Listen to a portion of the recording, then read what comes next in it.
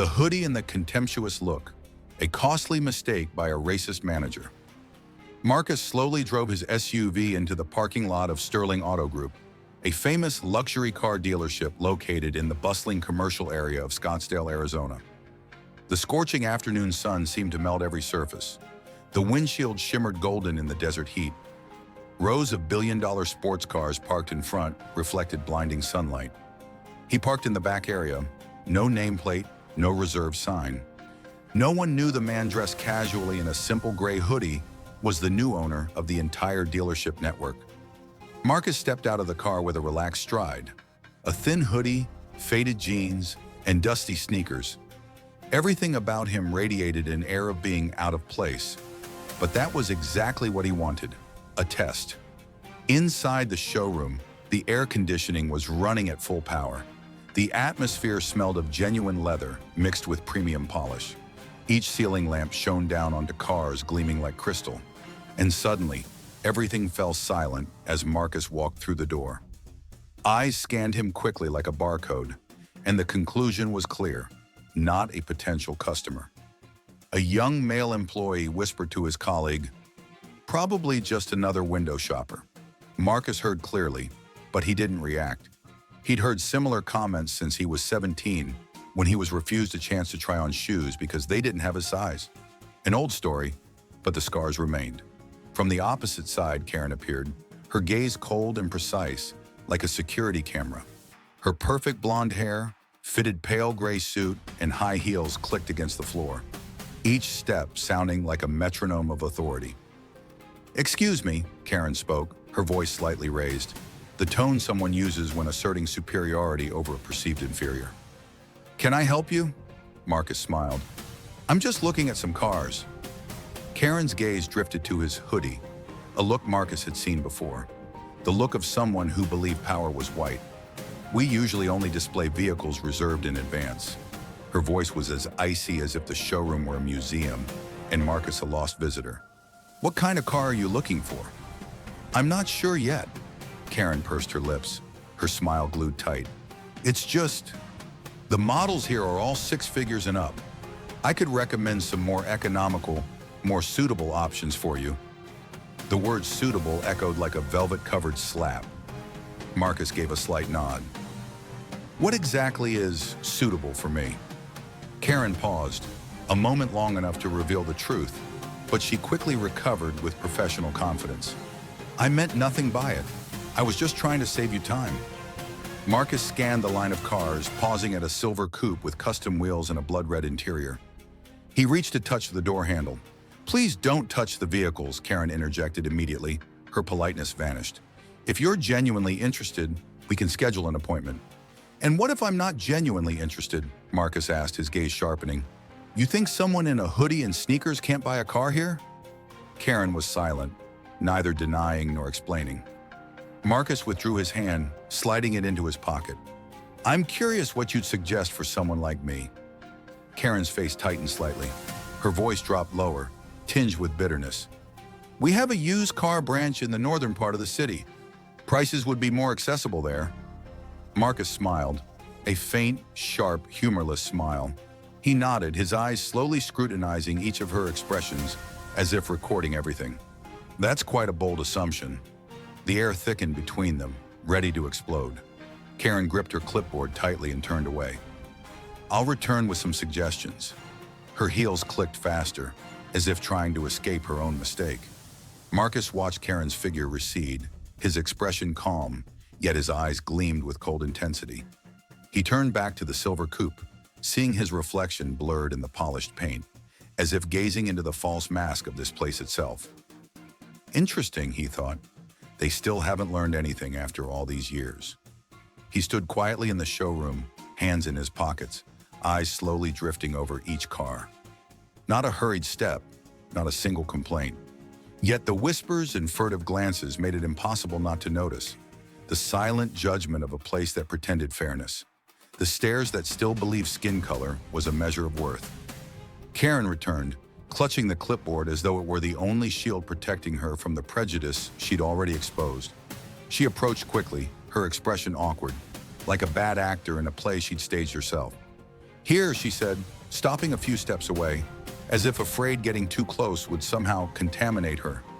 I've listed some vehicles that might be more realistic for your circumstances. Marcus tilted his head slightly. My circumstances? Karen nodded quickly, eyes avoiding prolonged contact. The list she handed over was a collection of cars she thought appropriate for a black man wearing a hoodie, sneakers, without an expensive watch or branded leather wallet.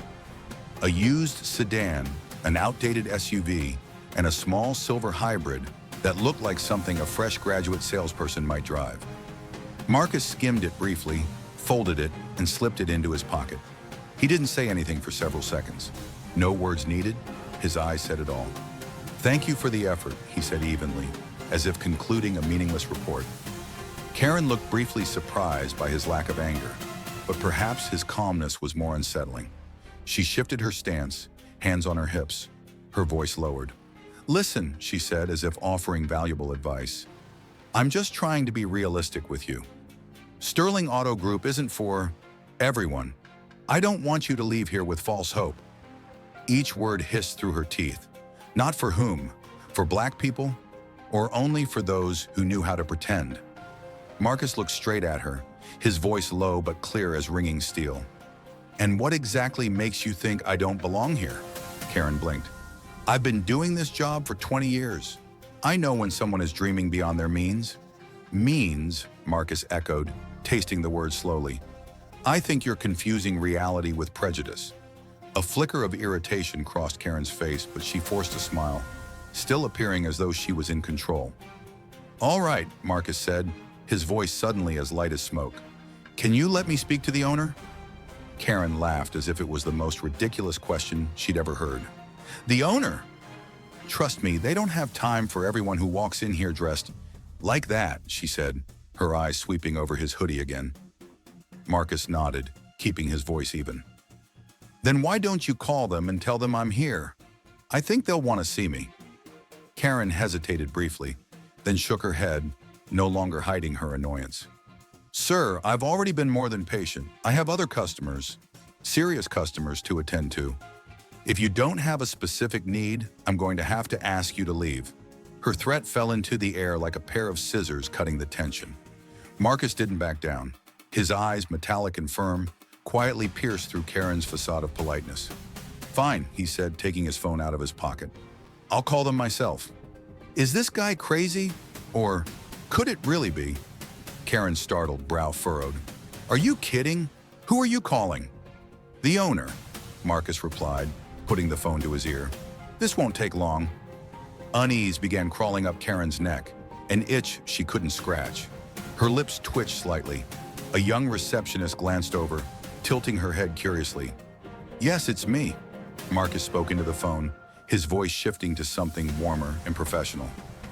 I'm at the Scottsdale showroom. Yes, everything's fine. Just a little misunderstanding. Let them know I'm here. He hung up, put away his phone, and looked straight at Karen. They'll be here soon, he stated simply. Karen stood frozen, as if she'd just swallowed a chunk of ice. Who did you call? Marcus didn't reply immediately. He scanned the showroom, where several employees had begun to notice. Their expressions showed confusion, and the atmosphere seemed to slow with each passing second. You'll find out soon enough, Marcus said, smiling for the first time, but not a friendly smile. Karen began fidgeting with her clipboard, her hands trembling slightly. Her arrogance had cracked.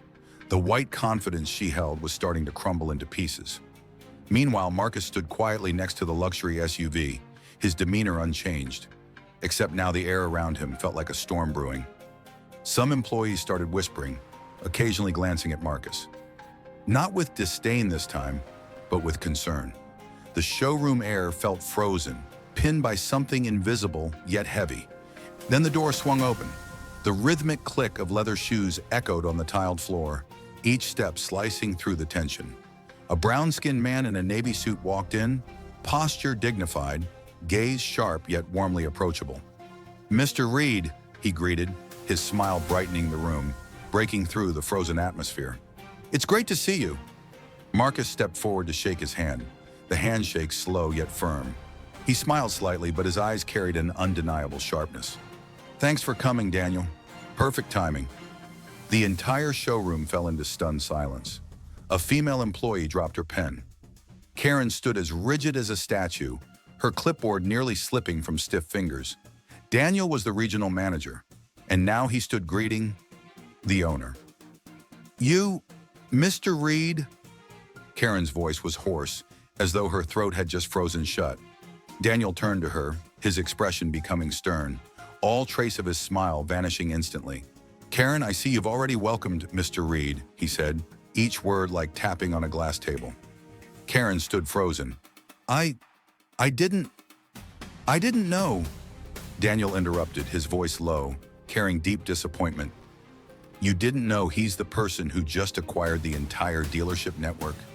The man you refused to respect simply because of his hoodie and skin color? Karen opened her mouth, but no sound came out. Her eyes blinked repeatedly, trying to wake herself from this nightmare. Daniel turned back to Marcus, his expression mixed between embarrassment and regret. I sincerely apologize. This isn't how anyone within our organization should be treated. Marcus raised his hand, gently but decisively. It's okay, Daniel. I think Karen and I just entered this conversation from two very different worlds. His tone was gentle, but each word carried the weight of a declaration. The room sank into a silence that was no longer invisible. It had become tangible, vivid, razor-sharp. Karen stepped back, her face white as paper. Her hand clenched the clipboard as though it was the only thing between her and collapse. I'm sorry, she stammered. I didn't think someone like me could be the owner? Marcus asked again, his gaze direct, not accusatory, but sharp as a scalpel. I didn't mean that. Marcus gently raised his hand, signaling her to stop. Actually, I understand already. He took a step forward, his voice deepening, solemn as a military vow. But let me ask you one thing. If I weren't the owner, if I were just an ordinary black man who walked in here dressed casually, would I receive any respect at all? Or would I simply be unsuitable, fitting into your stereotype of what someone with money looks like? Karen opened her mouth to speak, then stopped. Silence, heavy as a confession. Marcus nodded slightly, as if the silence itself was the answer he wanted to hear. Then he turned toward Daniel, his gaze returning to the firm certainty of a leader. I want a meeting. Right now, all employees. Karen sat down, trying to steady herself as her legs began to feel numb. Some employees glanced nervously at each other. A few stood up, sensing something was about to permanently change in this space. Marcus entered the meeting room, standing at the head of the table. No microphone, no persuasion necessary. His voice rang clear, not overly loud, yet it captured every eye in the room. This isn't just about me, he began. It's about all those we've refused to welcome with genuine smiles. Those judged because of their skin color, how they dress, or what they don't bring with them. Your preconceived notions of wealth. He paused, his eyes landing on a young employee whose head was bowed. No customer should ever be made to feel they aren't good enough to walk into this dealership. A young employee hesitantly raised his hand. Marcus nodded. I think we always try to be fair, he said. But sometimes it's hard not to have prejudices. We don't even realize it. Marcus nodded again, without judgment. I don't expect you to be perfect, but I do expect you to face the imperfections within yourselves. He slowly circled the table, his voice steady. Starting today, Sterling Auto Group will no longer just sell luxury cars. It will embody luxury values, respect, fairness, and inclusion. No one should have to prove they deserve decent treatment. He turned, eyes landing on Karen, who sat silently, eyes red. Karen, he said, his voice slow but compassionate. Do you have something to say? She hesitated for a long moment, as if choking, then stood up, her hands tightly clasped. I was wrong, she said, eyes brimming with tears. I misjudged someone based on appearance, based on what I thought I knew. And for that, I sincerely apologize. Marcus neither clapped nor smiled. He simply gave a slight nod, acknowledging her words but also offering caution. Thank you for acknowledging it, he said. As for change, it starts here. He addressed the entire room again. I don't demand perfection. I demand accountability. Justice doesn't come from policies. It comes from our everyday behavior, from our glances, greetings, listening, and how we treat those who aren't like us. The room sank into a silence tense as wire. The hum of the air conditioner became the only sound. Yet Marcus's words hung heavy, like a thundercloud about to burst. He let the silence linger, unhurried, allowing everyone to feel the discomfort of truth. Then he spoke again, softly yet firm as a military command. Good. I'm glad to see no objections, because change will come, easy or hard, and this dealership will be where it begins. He moved away from the head of the table, stepped forward slightly, his hand lightly resting on its edge. His posture wasn't forceful, but no one could turn away from its moral authority. I didn't come here to humiliate anyone. I came to observe, to understand exactly what I've inherited, and more importantly, to decide what needs changing. Marcus's eyes traveled to the end of the table, where Karen still sat frozen. She seemed to shrink into her seat. Karen, his voice softened, losing its previous sharpness. I know you're not an irresponsible person. I believe you've faced many challenges to get where you are today. But sometimes, power makes us forget our first lesson. Respect is the foundation of every relationship. Karen looked up, meeting his gaze directly for the first time, eyes glazed as if through mist. I understand, she said, voice trembling. I was wrong, not just about you, but about everyone I judged too quickly. I'll fix it, even if I have to start over. Marcus nodded gently, knowing her words couldn't erase the past, but represented a starting point. I believe in giving opportunities, he said, but I also believe in clear accountability. After this meeting, you and I will have a separate discussion about our next steps. For now, let's focus on moving forward, together. He turned back to the staff, eyes sweeping over each person, not in evaluation, but connection. We aren't just car salespeople, he said. We are image bearers. That image isn't about price tags or shiny paint. It's about how we welcome each person through our doors, no matter what they wear, where they're from, or the color of their skin. This time, yes, echoed more distinctly. Gentle applause, nodding heads. Even Daniel, standing by the door, smiled and nodded firmly. Marcus exhaled softly, not heavily, but with relief. He smiled quietly, unpretentiously, but carrying newly reaffirmed confidence. All right, he said, get back to work. Remember, we're not just selling a product, we're sending a message of respect. People began rising, the atmosphere easing noticeably. Marcus noticed Karen lingering near the door. She stepped forward, her hands clasped, struggling for composure. Mr. Reed, she began softly, almost whispering, thank you for not dismissing me, despite my mistake. I genuinely want to change. I don't want to be that person. Marcus regarded her for a moment, not judging, but weighing trust.